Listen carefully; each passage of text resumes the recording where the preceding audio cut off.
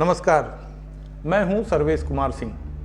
भारत में मोदी सरकार को अस्थिर करने और भारत की लोकतांत्रिक व्यवस्था को तहस-नहस करने की साजिशें तो लगातार की जा रही थीं, लेकिन अभी जिस साजिश का राजफाश हुआ है उसके तार अमेरिका से जुड़े हुए हैं।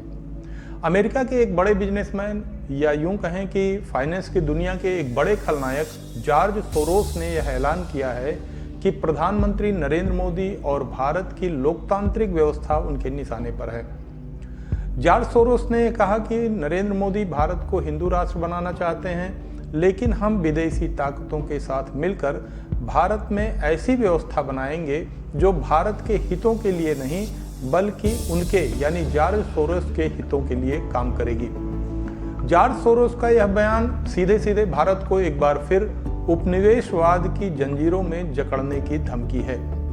भारत के लोकतांत्रिक ढांचे को छिन्न-भिन्न करने की ऐसी धमकी पहले कभी नहीं दी गई। भारत को ऐसी धमकी देने वाले जॉर्ज सोरोस आखिर हैं कौन? पहले हम इसकी पड़ताल करते हैं, क्योंकि देश के दुश्मनों के बारे में जानकारी अंदर तक की रखना बहुत जरूरी है।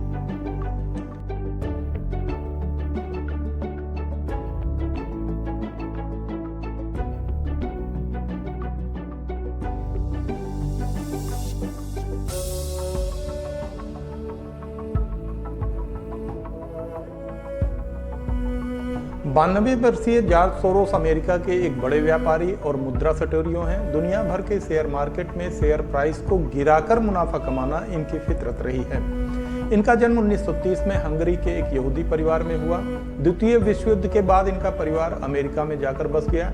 जॉर्ज सोरोस ने लंदन स्कूल ऑफ इकोनॉमिक्स से शिक्षा प्राप्त की और अर्थशास्त्र की दुनिया में एक बड़ा मुकाम हासिल किया।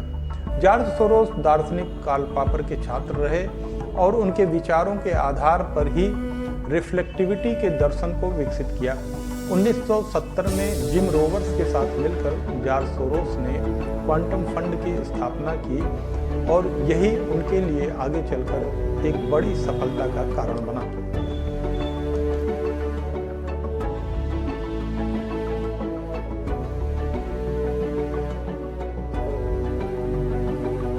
जॉर्ज सोरोस पहली बार चर्चा में तब आए जब उन्होंने 1992 में यूके मुद्रा संकट में खलनायक की भूमिका निभाते हुए $1.1 बिलियन की कमाई की। बैंक ऑफ इंग्लैंड को कड़का बना देने वाले आदमी के रूप में इनकी पहचान हुई। 1997 में एशियाई वित्तीय संकट के दौरान भी जॉर्ज सोरोस पर गंभीर आरोप लगे। 1988 में फ्रांसीसी बैंक सोसाहरे जेनरेले पर नियंत्रण के प्रयास में इन्होंने अनाधिकृत व्यापार किया और फ्रांसीसी प्रतिभूति कानून के तहत इनको सजा भी सुनाई गई।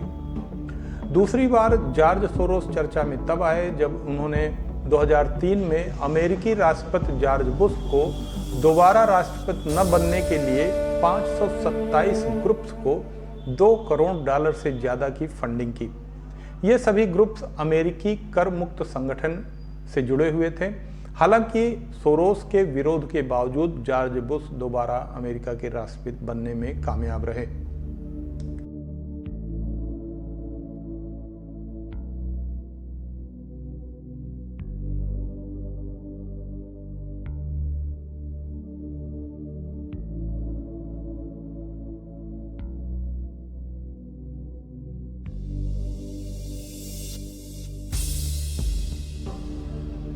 फोर्ब्स पत्रिका की सूची में जॉर्ज सोरोस दुनिया के 29वें सबसे धनी व्यक्ति हैं।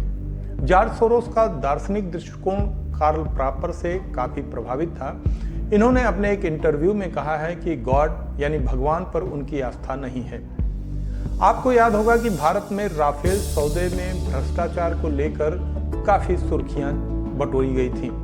अब जो बात सामने आई है उससे यह साफ हो रहा है कि जॉर्ज सोरोस के समर्थित एनजीओ शेरपा एसोसिएशन ने ही यह आरोप लगाया था और कांग्रेस ने इसे काफी तूल दिया था। राफेल विमान सौदे के खिलाफ 2018 में शेरपा एसोसिएशन ने जो शिकायत दर्ज कराई थी उसमें सोरोस की ओपन सोसाइटी फाउंडेशन को अपने 5 समर्थकों में नामित किया था। हाल ही में अडानी की कंपनियों के शेयर में आई तेज गिरावट इसी साजिश का हिस्सा थे। अब यह बात आसानी से समझ में आ जानी चाहिए कि जॉर्ज सोरोस भारत के खिलाफ किस तरह की साजिशें रच रहा था और विपक्षी दल, विशेष रूप से कांग्रेस, उसका मोहरा बन रहे थे।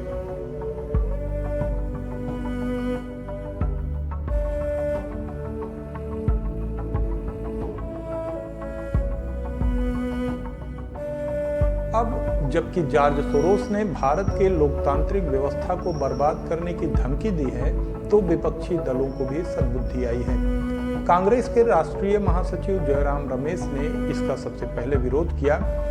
जब बात देश की अस्मिता से जुड़ी हो तो सत्ता पक्ष और विपक्ष का एक साथ होना जरूरी हो जाता है, अन्यथा राष्ट्र विरोधी ताकतें अपने मंसूबे में कामयाब हो जाती हैं।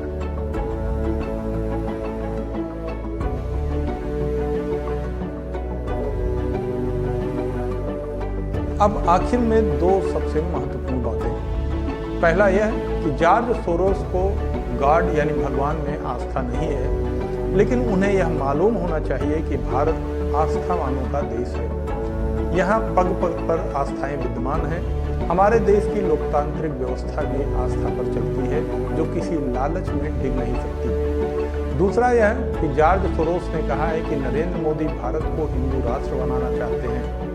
शायद जॉर्ज सोरोस को पता नहीं कि हिंदू धर्म नहीं, एक आस्था है और जीवन जीने की एक विधा और पद्धति है, जो हर भारतीय की रंगों में रची बसी है। फिर भी बहुत कुछ न कहते हुए भी यह कहने का मन हो रहा है कि भारत अब 21वीं सदी का भारत है और भारत विश्व गुरु बनने की राह पर आगे बढ़ रहा है।